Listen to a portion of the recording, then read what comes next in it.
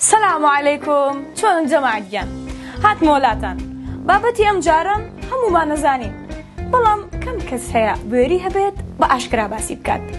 ئەم جارە بابەتێکی زۆر سەرنجڕاکێشم بۆ هێناون باوەڕ بکەن ئەمە تەنها لە کوردستان هەیە ئێکورە بە قورعان هەموو دنیا بگەڕێ جگە لەم کوردستانی خۆمان شتیوان نادۆزیتەوە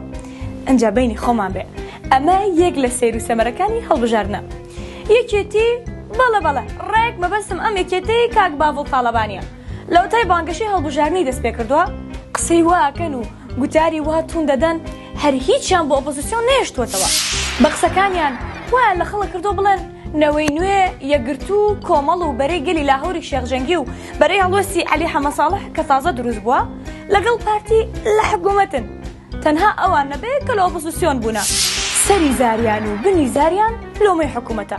لە کاتێک کابینی نوێم خزمەتی زۆر گەورەی کشتتوکاڵ ڕێگۆبان سیستەمی ئەلەکترۆنی و بانک و لایەنەکانی دیکە کردووە ئەنجا بە ئەوەی سەیر و سەمەرەیە بۆتانی باس بکەم بۆ ئەوەی بزانن یەکێتی چۆن بەشدارە لە حکوومەت و ئێستا چی دەکات ئەمە قوبات تاڵەبانیە جێگیری سەرۆکی حکوومەتی هەرێمی کوردستان ئەمەش ئارەم محەممەد قادرە وەزیری خوێندنی باڵا ئەمەی سەرەوەش دارا ڕەشیدە وەزیری پلاندانان ئەمە حەمە سەعیدە وەزیری ڕۆشنبیری و لاوانە ئەمەش بێگە تاڵەبانی وەزیری کشتتوکاڵە ئەمەش خالید شوانیە وەزیری هەرێم بوو دواتر چۆ بەغدا چی بکەین ئەمەیان ئەو لای پێخۆشتر بوو یەکێتی کەسێکی دیکەی لە شوێنی دانا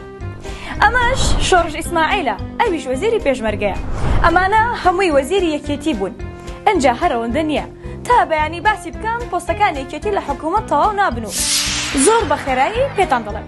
یەکێتی پۆستی بریکاری وەزارەتی ناوخۆ بریکاری وەزارەتی پیشەسازی و بازرگانی بریکاری وەزیری تەندروستی بریکاری وەزیری سامانە سروشتیەکان بریکاری وەزارەتی ئەوقاف جێگیری فەرمانگەی پەیوەندیەکانی دەرەوە سەرۆکی دەستەی ناوچەکانی هیلاک بوومەونە زۆرن دەرەوەی هەرێم سەرۆکی دەستەی کاروباری مین سەرۆکی دەستەی گەشت و گوزاری لەلایە کە هەمویان دەکاتە 16 پۆستی گرنگ و تاوکو ئێستاش دەوام دەکەن پۆستم با تۆزە ئیستراحەت بکەم هەرەوەندە نییە پۆستی سەرۆک پەرلەمانیش هەر لای ئەوان بوو هەروەها ئێستا یەکێتی نزیکەی 100 پۆستی دیکەی ئیداری وەکو بەڕێوەبەری گشتی ڕاوێژکار و نوێنەری حکوومەت لە ناو لە دەرەوەی هەرێم بەدەستەوەیە ئەمە جیا لە پۆستەکانی دیکەی نێ وەزارەت یەکە ئیدارەکانی شار و ناوچە جیاوازەکان ئەنجا با زانیارێکی تریشتان پێ بڵێم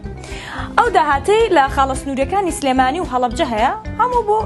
گیرفانی بەرپرسانی یەکێتی و غەزێنی گشتی و حیزبە دەچێن ئەمە جیا لەو کارە قاچاغانەی لە خاڵە سنووریەکان دەیکەن و کەس ڕێگریان لێ ناکات بەڵێ ئەمە یەکێتیە